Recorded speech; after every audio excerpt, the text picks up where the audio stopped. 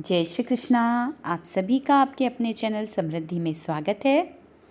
आज से हम 18 जुलाई से अधिक मास का प्रारंभ होने जा रहा है। तो आज से हम अधिक मास महात्म्य की कथा का रोज श्रवण करेंगे। इसके वीडियो आपको प्रतिदिन सुबह मिल जाएंगे ताकि आप लोग अपनी पूजा के बाद इन वीडियो को सुनकर इसका लाभ ले सकें।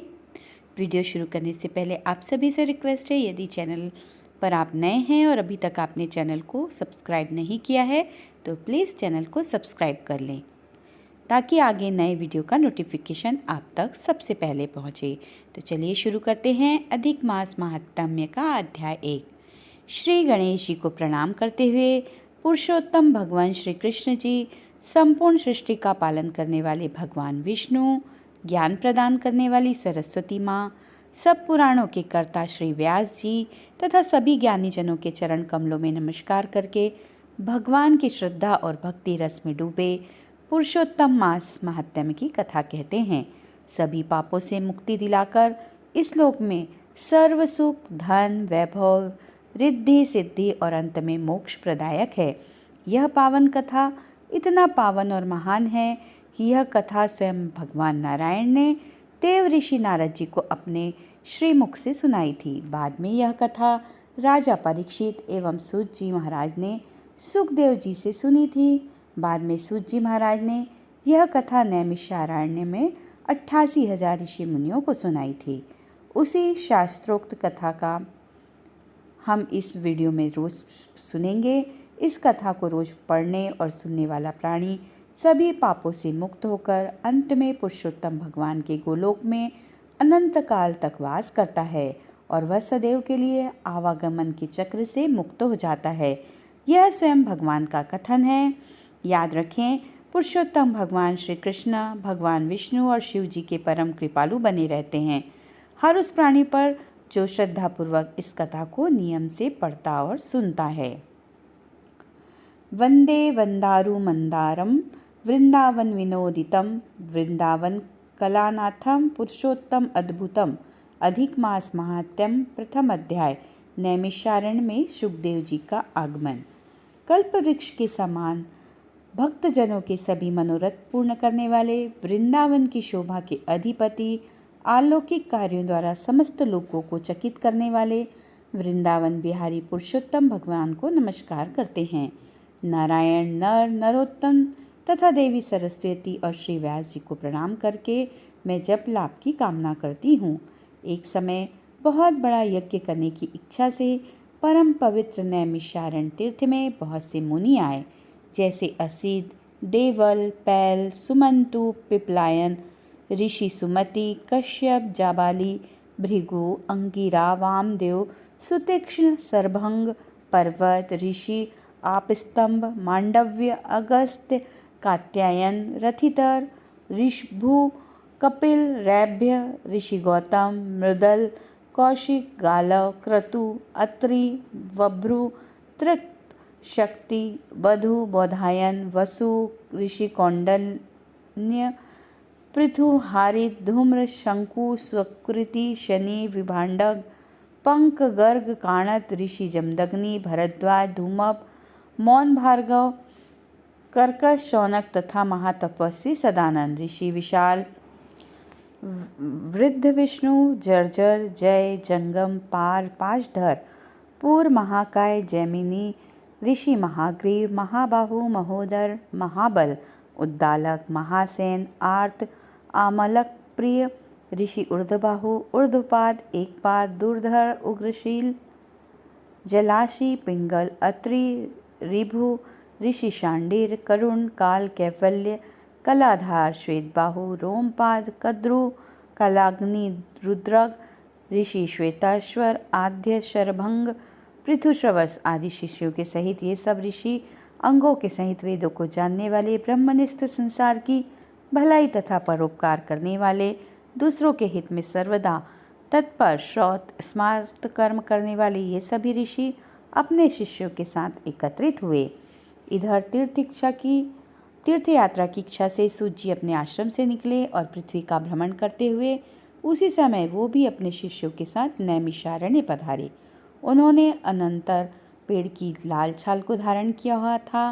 वे प्रसन्न मुख, शांत, परमार्थ विशारद, समग्र आदि गुणों से युक्त, संपूर्ण आनंदों से परिपूर्ण, तुलसी की माला से सुशोभित, जटा के मुकुट से विभूषित, समस्त आपत्तियों से रक्षा करने वाले, अलौकिक चमत्कार को दिखाने वाले, भगवान के परम मंत्र को जपते हुए समस्त शास्त्रों के सार को जानने वाले, संपूर्ण प्राणियों के हित में संलग्न, जितेंद्रिय तथा क्रोध को जीतने वाले, जीवन मुक्त जगत गुरु श्री व्यास जी की तरह और उन्हीं की तरह निष्प्रह आदि गुणों से युक्त सूत जी महाराज शोभायमान हो रहे थे।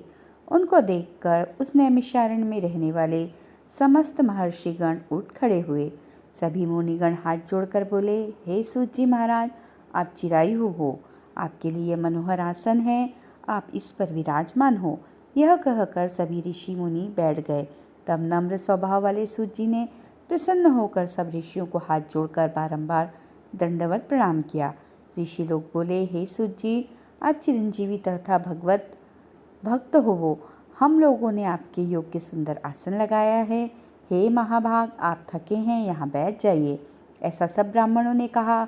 इस प्रकार बैठने के लिए कहकर जब सब तपस्वी और समस्त जनता बैठ गई, तब विनयपूर्वक तपोवृद्ध समस्त मुनियों से बैठने की अनुमति लेकर प्रसन्न होकर आसन पर सूत जी बैठ गए। तदंतर सूत जी को सुखपूर्वक बैठे हुए और श्रम रहित देखकर पुण्य कथाओं को सुनने की इच्छा वाले समस्त ऋषि बोले, हे सूत जी, हे महाभाग, आप भाग्यवान हैं। भगवान व्यास के वचनों के हार्दिक अभिप्राय को गुरु की कृपा से आप जानते हैं। क्या आप सुखी तो हैं? आज बहुत दिनों के बाद कैसे इस वन में पधारे? आप प्रशंसा के पात्र हैं। हे व्यास शिष्य शिरोमणि, आप पूज्य हैं। इस असार संसार में सुनने योग्य हजारों विषय हैं, परंतु उनमें श्रेष्ठकर थोड़ा सा और सारभूत जो हो हम लोगों से कहिए। हे महाभाग, संसार समुद्र में डूबते हुए को पार करने वाला तथा शुभ फल देने वाला आपके मन में निश्चित विषय जो हो वही हम लोगों से कहिए।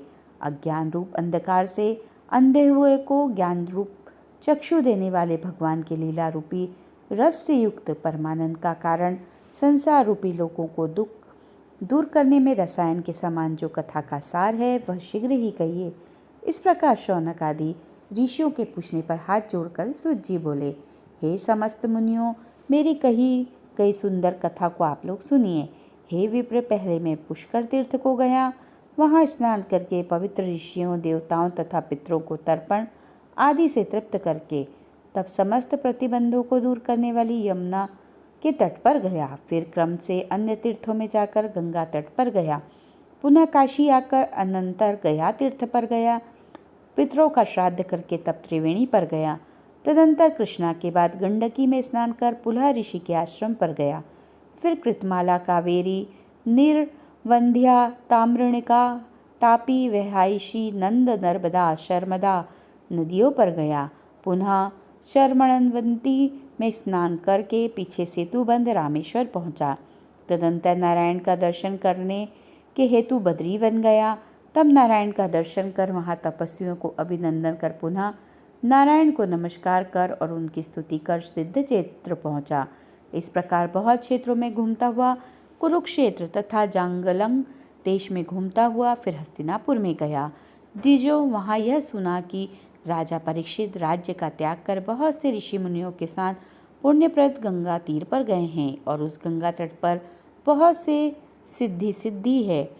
भूषण, जिनका ऐसे योगी लोग और देव ऋषि वहाँ पर आए हैं, उनमें कोई निराहार, कोई वायु भक्षण कर, कोई जल पीकर, कोई पत्ते खाकर, कोई श्वास ही को आहार कर, कोई फलाहार का और कोई फेन का आहार करते रहते हैं। हे द्विजो, उस समाज में कुछ पूछने की इच्छा से हम भी गए। वहाँ ब्रह्मस्वरूप भगवान महामुनि व्यास के पुत्र, बड़े तेज वाले, बड़े प्रतापी श्री कृष्ण के चरण कमलों को मन से धारण किए हुए श्री सुखदेव जी आए। उन 16 वर्ष के योगीराज, शंख की तरह कंठ वाले, बड़े लंबे चिकने बालों से घिरे हुए मुख वाले, बड़ी पुष्ट कंधों की संधि वाले, चमकती हुई कांति वाले, अवधूत रूप वाले, ब्रह्म रूप वाले, युवा से घिरे हुए महामुनि सुखदेव जी को देखकर सब मुनि प्रसन्नतापूर्वक हाथ जोड़कर सहसा उठ खड़े हो गए। इस प्रकार महामुनियों के द्वारा सत्कृत भगवान सुखदेव जी को देखकर पश्चाताप करती हुई स्त्रियां और साथ के बालक जो उनको देख रहे थे दूर खड़े रह गए और भगवान सुखदेव को प्रणाम करके अपने अपने घर की प्रति जाते रहे। इधर मुनि लोगों ने सुखदेव जी के लिए बड़ा ऊंचा और उत्तम आसन बिछाया। इस आसन पर बैठे भगवान सुखदेव जी को कमल की कर्णिका की जैसे कमल के पत्ते में रहती है उस प्रकार मुनि लोग उनको घेर कर बैठ गए। वहाँ बैठे हुए ज्ञान रूप महासागर के चंद्रमा भगवान महामुनि व्यास जी के पुत्र सुखदेव जी ब्राह्मणों के द्वारा की हुई पूजा को धारण कर तारा गणों से घिरे हुए चंद्रमा की तरह शोभा को प्राप्त होते थे। इति श्री वृहद नारदी पुरुषोत्तम मास महात्म में सुखदेव जी का आगमन नामक प्रथम अध्याय समाप्त हुआ। पुरुषोत्तम भगवान की जय, विष्णु भगवान की जय। वीडियो अच्छा लगे तो प्लीज़ लाइक एंड शेयर करें और चैनल को सब्सक्राइब करें और अधिक मास के अगले अध्याय को सुनने के लिए चैनल पर जरूर बने रहें। तो मिलेंगे अगले अध्याय में, तब तक के लिए जय श्री कृष्णा, राधे राधे।